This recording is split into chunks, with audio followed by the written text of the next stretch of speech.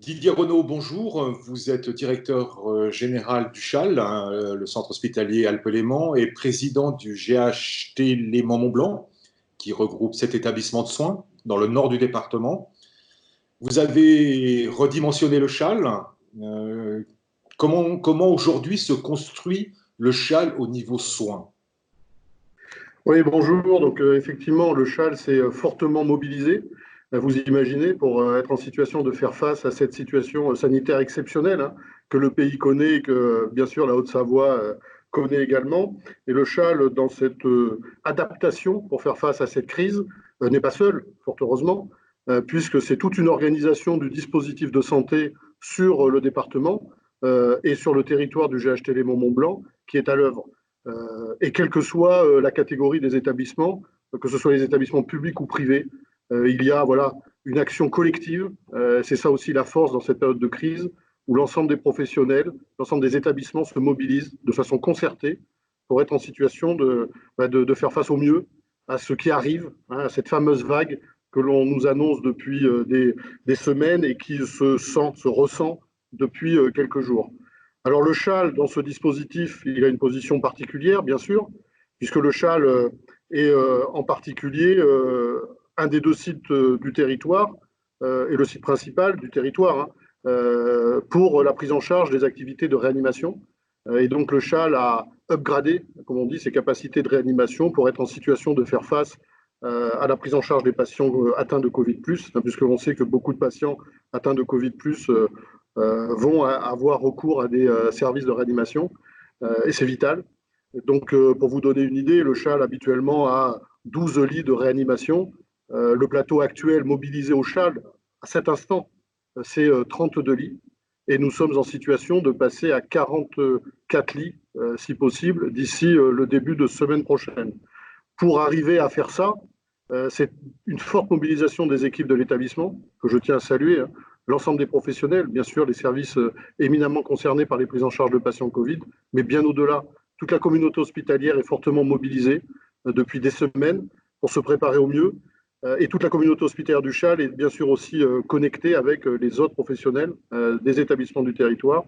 Et pour arriver à faire un plateau de réanimation de 32 lits évolutifs à 44 lits, nous avons bénéficié du soutien de deux autres établissements, l'HPPS et les hôpitaux du Pays du Mont-Blanc. Donc les hôpitaux du Pays du Mont-Blanc, qui font partie du GHT, et la clinique Pays de Savoie, qui est un établissement privé, bien sûr, unissent leurs forces. Et grâce à la collaboration, on a pu avoir à la fois des prêts de matériel qui viennent grossir la plateforme de réanimation du CHAL, mais également de la mise à disposition de personnel, puisque ce sont quasiment 12 infirmières anesthésistes réanimation et 12 docteurs qui se mobilisent, hein, des deux établissements pour venir en appui des équipes du CHAL pour soutenir ce plateau. Et sur le territoire, vous me parlez du territoire, il faut savoir, hein, pour la population qu'en plus de la capacité de réanimation du CHAL, nous avons aussi bien sûr un service de réanimation à Thonon, les hôpitaux du Léman, qui sont le deuxième site de réanimation autorisé sur le territoire. Et le site de Thonon, actuellement, a une réanimation configurée à 7 lits et ils sont en train de voir comment l'upgrader d'ici le début de semaine pour être en situation de prendre en charge les patients qui se présentent et qui vont nécessiter ce type de prise en charge. Alors, plus global, il faut avoir en tête, hein, ces types de réactions par rapport à ces sanitaires nécessitent au niveau de nos hôpitaux des mesures d'urgence, des mobilisations de moyens énormes et dans le cadre d'un déclenchement de plan blanc, donc suite aux consignes, hein, bien sûr, des autorités sanitaires, nous sommes en situation de gestion de plan blanc au CHAL depuis une dizaine de jours et nous avons pris toutes les mesures afférentes dans le cadre de ce plan blanc pour mobiliser le maximum de nos ressources pour la prise en charge des patients Covid, tout en étant capable, c'est important de le dire, il me semble, tout en étant capable de continuer à prendre en charge aussi d'autres pathologies, des patients qui vont se présenter, qui se présentent et qui doivent continuer à être pris en charge au CHAL. Alors, si vous voulez, on a un dispositif où on a bien sûr arrêté la programmation dans un premier temps de ce qui n'était pas, bien sûr, urgent, ce qui n'était pas péjoratif pour les patients. Cette déprogrammation permet de libérer des moyens humains et des moyens en personnel pour augmenter les capacités de traitement des patients Covid.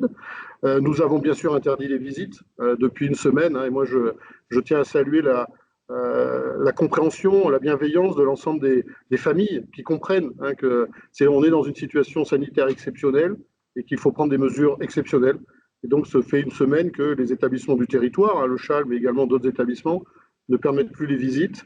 On a adapté notre dispositif des urgences, c'est-à-dire qu'on se met en situation d'avoir un poste médical avancé sur le parking des urgences, pour ceux qui connaissent l'établissement, pour permettre une fluidité, un accueil adapté des patients qui pourraient se présenter en nombre. Jusqu'à présent, le dispositif est fluide, il fait ses preuves, et donc tous les patients qui se présentent, qu'ils soient patients suspects Covid ou patients autres, sont pris en charge de façon rapide, et ensuite les orientations se font sur 4 filières de prise en charge en urgence. On a upgradé bien sûr les lits de réanimation, comme je vous l'indiquais, et on a mobilisé des lits de médecine, parce que le dispositif il repose aussi sur des lits de médecine, et actuellement au CHAL, on a 72 lits à peu près qui sont identifiés pour prendre en charge les patients atteints de Covid, et on peut étendre cette capacité au niveau de l'établissement à 100 lits, ce qui représente un tiers de la capacité en lits d'hospitalisation du CHAL. Et ça, il faut bien se rendre compte que c'est le CHAL qui s'organise, mais le CHAL qui s'organise grâce aussi à l'ensemble du dispositif sanitaire sur le territoire, puisque en lien avec les établissements du GHT et en lien avec l'HPPS, nous mettons à disposition de ce dispositif exceptionnel sur le territoire de l'ordre de 250 lits d'hospitalisation en médecine pouvant prendre en charge les patients Covid. Et nous avons une capacité de réanimation d'une 50aine de lits, les lits du CHAL et les lits de Thonon, qui peuvent encore être upgradés. Donc ça, c'est si vous voulez, l'architecture générale de l'établissement qui est fortement mobilisée. Il y a un engagement remarquable des soignants. Ce qui fait chaud au cœur, c'est que c'est perçu de l'extérieur, et l'ensemble de la population nous envoie des signes, des témoignages importants. Le combat va être rude. Les forces engagées sont importantes. On ne peut pas faire plus. En tout cas, tout le monde est mobilisé sur cette prise en charge. Et ce qu'il faut aussi avoir conscience, c'est que les jours qui vont venir vont être difficiles. Moi, je souhaite vraiment, bien sûr, rendre hommage à tous les professionnels de santé, du CHAL et du territoire. Le message que je souhaite faire passer, c'est que l'hôpital, le dispositif de santé en France est grand. Il est grand, il se mobilise et il va faire face du mieux possible. Encore une fois, en espérant que la vague ne soit pas trop haute. Et pour l'instant, nous faisons face. Et le système est grand parce qu'il est servi, il est animé par des femmes et des hommes immenses. Et je tiens vraiment à rendre un hommage appuyé à tous les professionnels hospitaliers et de ville qui s'articulent en soutien, parce qu'il faut avoir du courage, il faut avoir de l'engagement pour faire ce qu'il se fait en ce moment sur l'ensemble des territoires et en particulier sur notre territoire.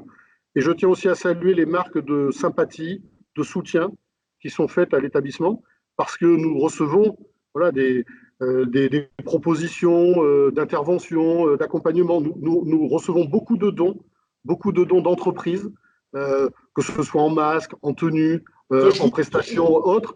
Et nous avons des soutiens énormes et également des collectivités, puisque bien sûr les pouvoirs publics sont à la manœuvre. Et les collectivités, je souhaite indiquer que le département de Haute-Savoie a mobilisé une ligne de 700 000 euros, pour renforcer le parc d'équipements respirateurs des réanimations de la Haute-Savoie. Donc vous voyez, tout se met en place pour être au plus efficace pour les prises en charge.